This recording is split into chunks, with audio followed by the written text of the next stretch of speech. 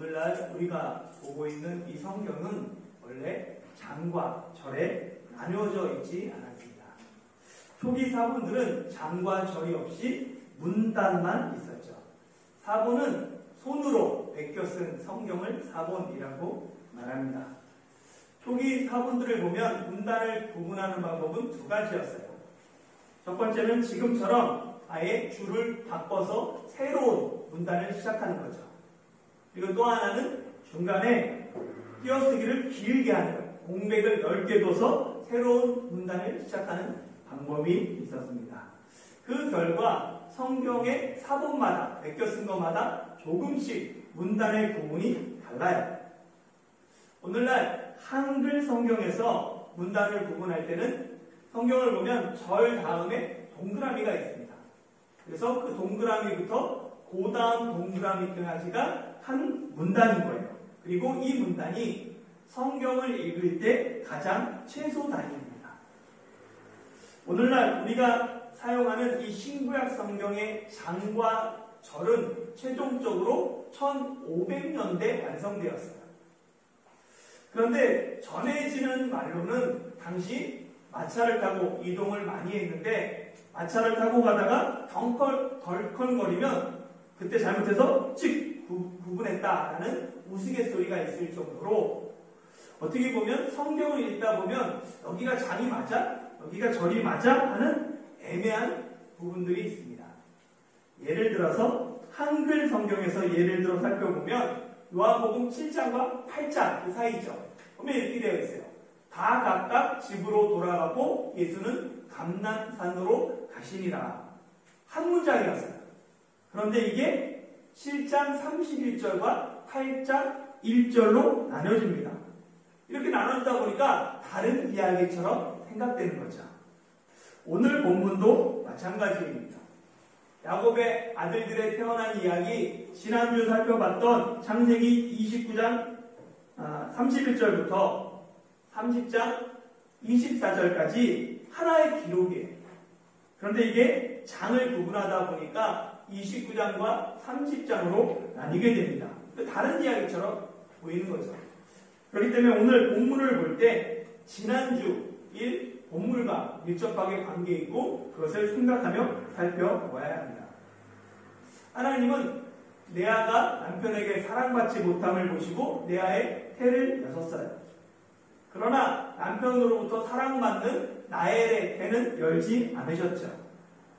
남편에게 사랑받는 것 잘못이 아닙니다.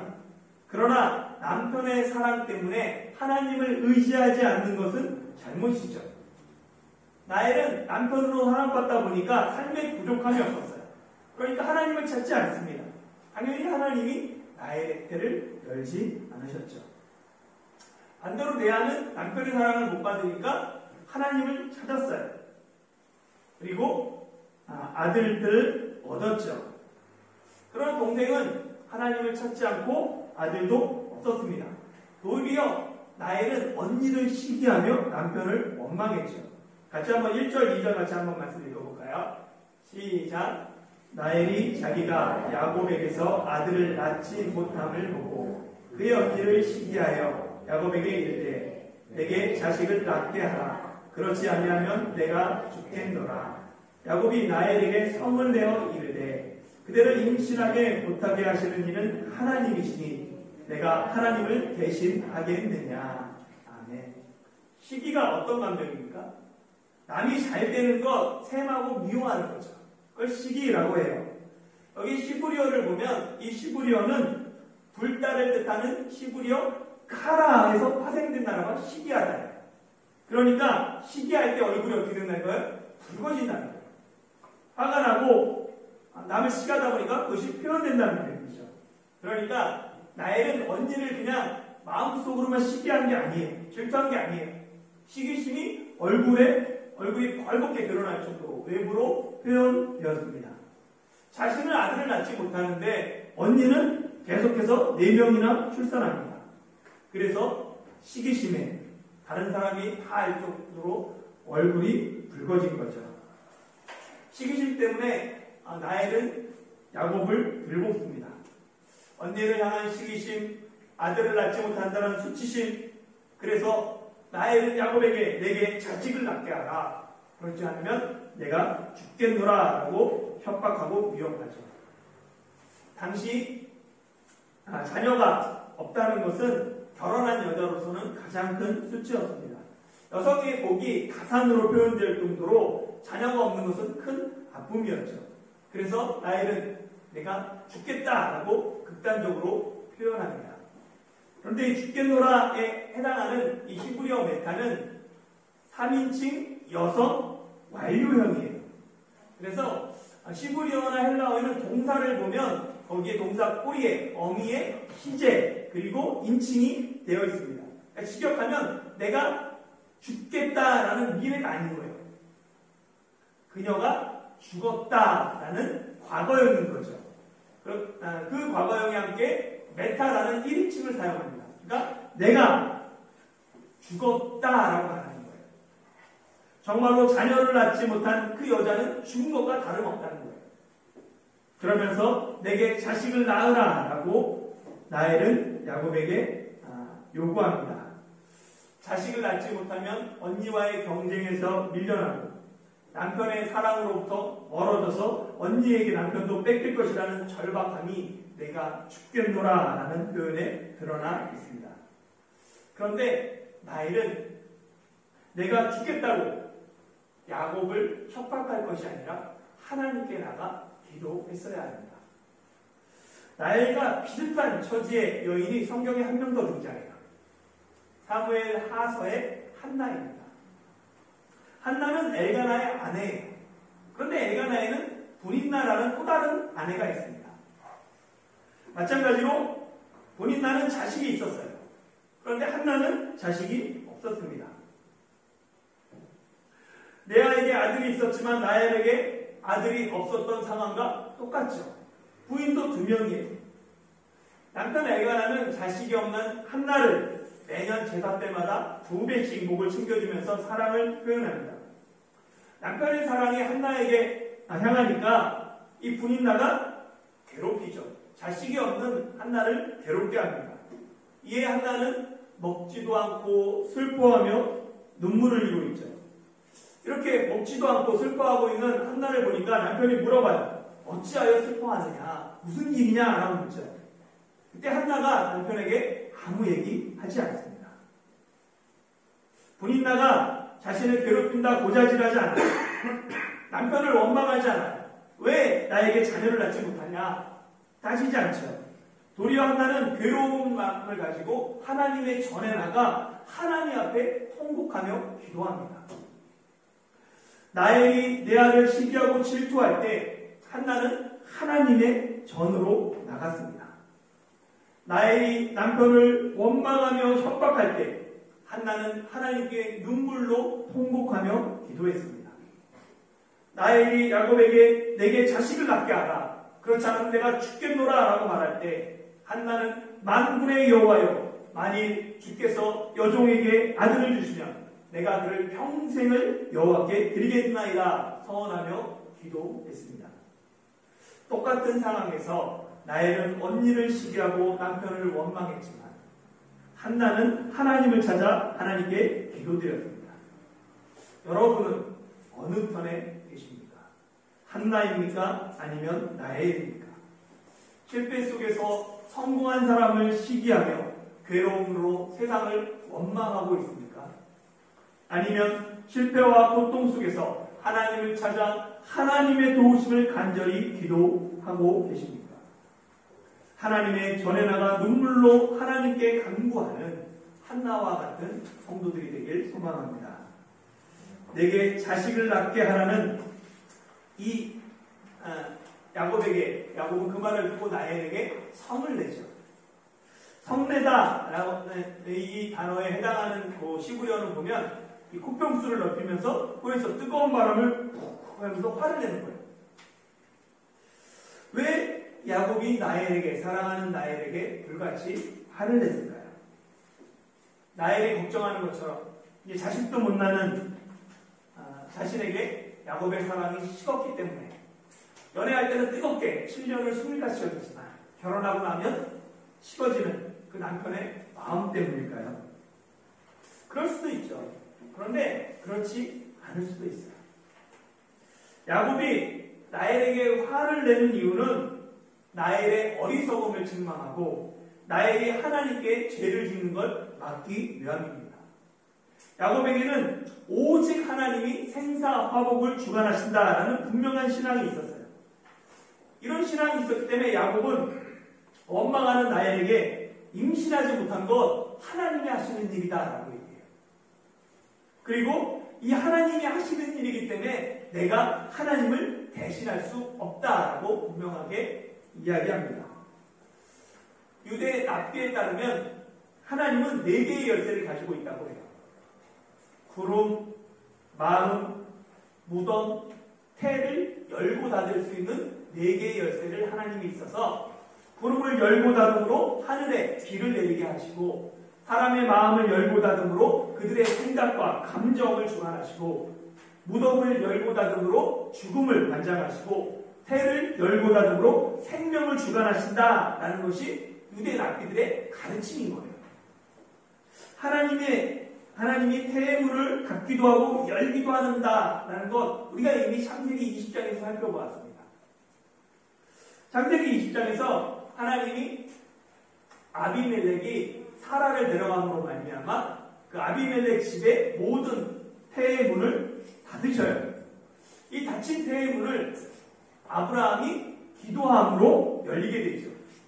하나님은 아브라함의 기도를 통해서 아비멜렉의 아내와 여종을 출산하게 하셨습니다. 그리고 무엇보다도 야곱이 어떻게 태어났는지를 기억할 필요가 있어요. 이삭과 리브가 결혼한 후 20년이 되도록 자녀가 없었습니다. 이때 이삭이 임신하지 못하는 아내를 위해 하나님께 기도하죠. 이삭의 간구를 하나님이 들어주세요. 그래서 태어난 아들이 에서와 야곱입니다. 이처럼 야곱은 자신의 출생이 기도를 통해서 아버지의 기도를 통해서 하나님께서 태의 문을 열어주셔서 태어났다는 것을 분명히 믿고 알았기 때문에 분명히 고백할 수 있는 거예요. 태의 문 하나님이 하시는 일이다. 그런데 라헬이 생명을 주관하시는 하나님을 불신합니다. 그리고 자신에게 자식을 낳게 하라고 요구해요. 그래서 야곱이 라헬의 잘못을 책망하며 더 죄짓지 않게 하는 거죠.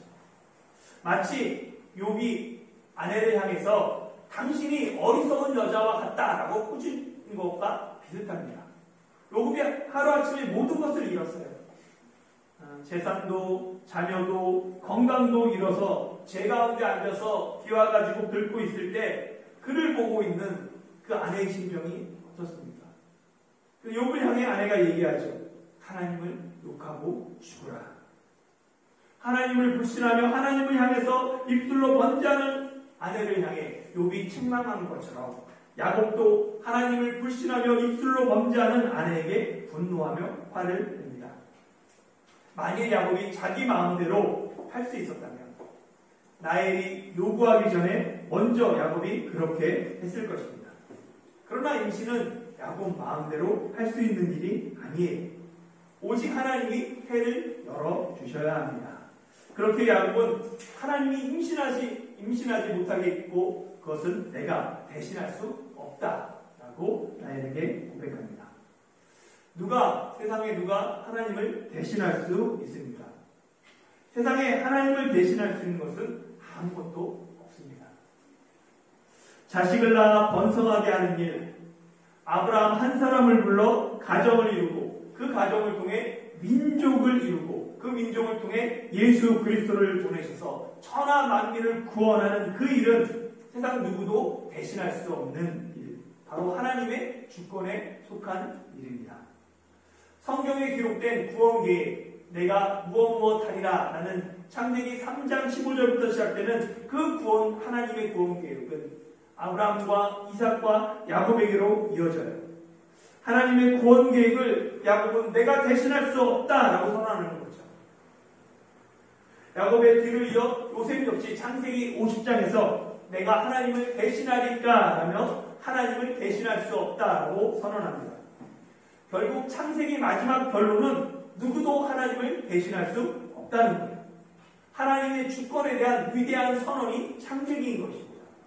그래서 태초에 하나님이 천지를 창조했다는 그 선언이 아무도 대신할 수 없다라고 마무리 짓고 있죠. 하나님의 구원 계획은 막아설 자도 없고 누가 대신할 수도 없습니다.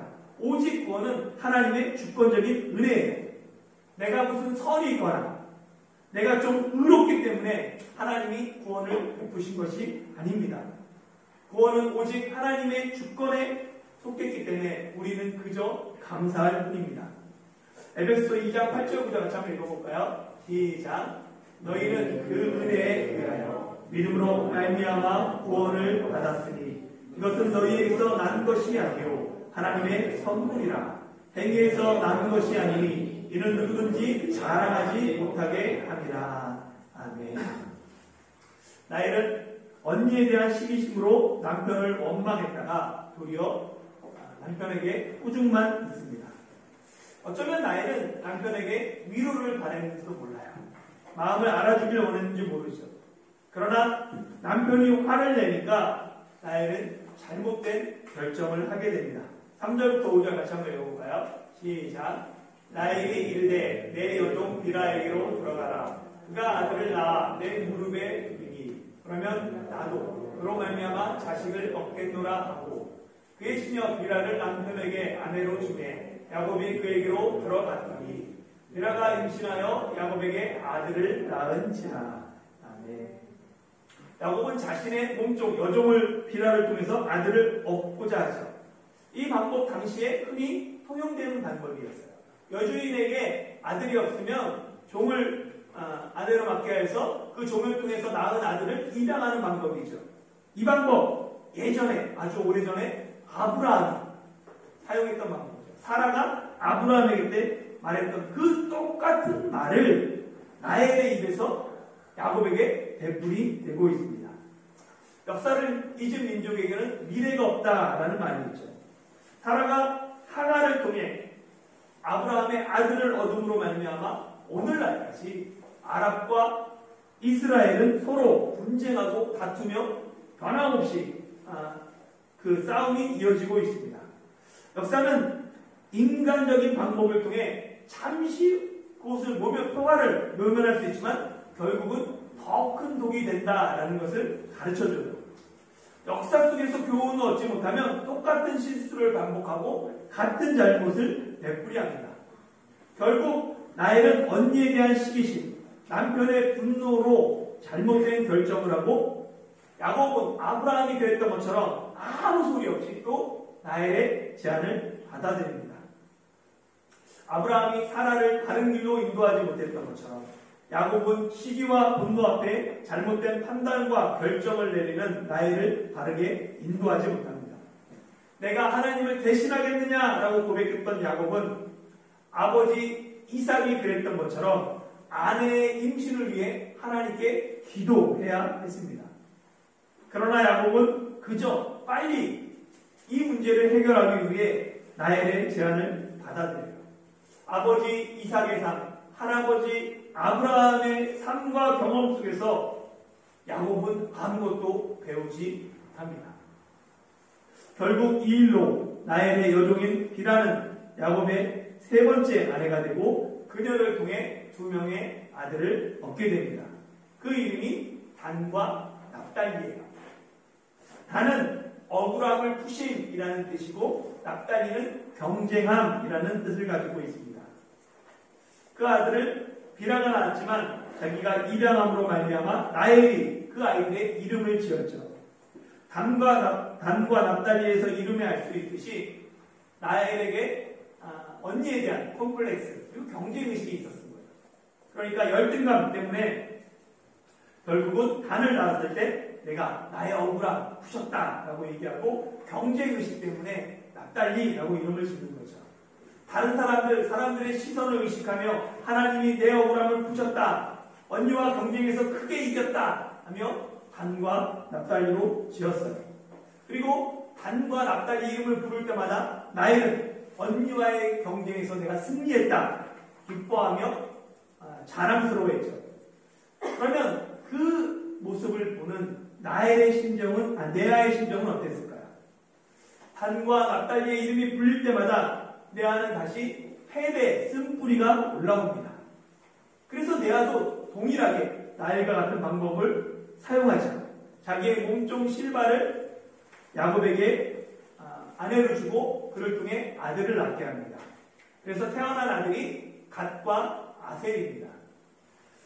갓은 복됨을 의미하고 아셀은 기쁨을 의미합니다. 둘 다 사실은 보면 행복이라는 뜻인 거예요. 한번 이 야곱의 가족들 보면 야곱의 첫 번째 부인이 누구예요? 레아를 통해서 예전에 보면 누가 나타나면 루벤, 그래서 보라 아들이라, 그 다음에 시몬, 느르신, 그리고 레위, 연합함, 그리고 유다, 찬양함 태어났어요. 그랬더니 이제 시기하는 라헬이 종을 보내서 그래서 비라를 통해서 2명의 아들을 낳죠. 보면 단과 납달리 억울함을 푸셨다, 경쟁합니다 라고 했더니 이걸 보고 있는 레아도 질세라 실바를 몸종을 줘서 2명을 낳게 합니다. 그래서 갓과 아셀, 그래서 둘 다 행복, 기쁨 이런 뜻을 갖고 있어요. 그래서 8명을 모두 얻게 됩니다. 이렇게 태어난 8명, 이 아들들 모두 남편의 사랑을 얻겠다는 레아와 라헬의 처절한 싸움의 결과입니다. 그들은 모두 부모의 축복 속에서 태어난 것이 아니라 두 자매의 질투와 시기 속에서 경쟁의 도구로 태어난 불쌍한 아이들이죠. 가정의 갈등과 다툼 속에서 태어난 불쌍한 아이들이지만 하나님은 그들을 통해 이스라엘 12지파를 세워 가십니다. 왜 하나님은 복잡한 야곱의 가정을 이스라엘 12지파의 족장으로 삼아 주셨을까요? 여기에 하나님의 은혜와 사랑이 있습니다. 하나님은 이스라엘 12지파를 선택하신 것, 그들이 다른 지파들보다, 다른 민족들보다 우월하기 때문이 아닙니다. 오직 하나님의 은혜와 사랑 때문입니다. 오늘날 우리가 하나님의 자녀가 되고 하나님의 백성이 된 것도 하나님의 은혜와 사랑 때문입니다. 하나님의 사랑과 은혜가 야곱 가정을 12지파로 세워주신 것처럼 우리 역시 하나님의 은혜로 자녀로 삼아주셨죠. 사랑하는 성도 여러분, 사람은 누구나 자기 부모와 형제 이야기가 자랑스럽고 떳떳하기를 원합니다. 그러나 실제 삶 속에서 가족 이야기 꺼내는 게 참 부담스러울 때가 많아요. 생각보다 감추고 싶은 가족 이야기 누구나 다 가지고 있기 때문에 늘 부담스럽습니다. 그러나 우리 중에 야곱 가정처럼 4명의 어머니와 그 사이에서 태어난 12아들, 그 복잡한 이야기를 갖고 있는 가정은 없습니다. 야곱처럼 복잡한 가정도 하나님이 이스라엘의 12지파로 세워주셨습니다. 그렇기 때문에 우리 가정에도 소망이 있어요.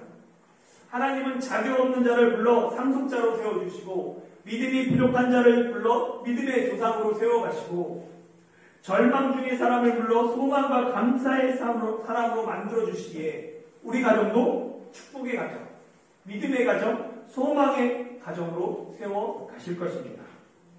대제사장 의복 중에 마지막 있는 것이 흉패, 에봇입니다. 여기에 보면 에봇 정중앙에 가슴에 3개의 보석씩 4줄, 12개의 보석이 달려있어요. 이 보석은 이스라엘 12지파를 상징합니다. 빛나고 찬란하고 귀한 이 12보석이 처음부터 빛나고 가치 있는 사람들이 아니었습니다. 그들의 출생은 창피하고 허물 많은 과거를 가진 사람들입니다.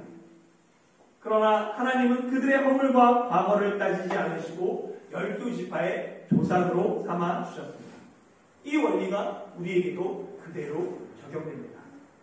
우리는 하나님께 사랑받을 만한 존재가 아닙니다. 그러나 하나님은 우리를 사랑하셔서 대제사장의 흉패 12보석을 주신 것처럼 예수 그리스도의 가슴 한복판에 우리의 이름 하나하나를 새겨 보석이 되게 하셨습니다. 그 하나님의 사랑과 은혜를 기억하며 내게 주어진 삶의 감사와 기쁨으로 살아가는 저와 여러분들이 되시길 예수님의 이름으로 축원합니다.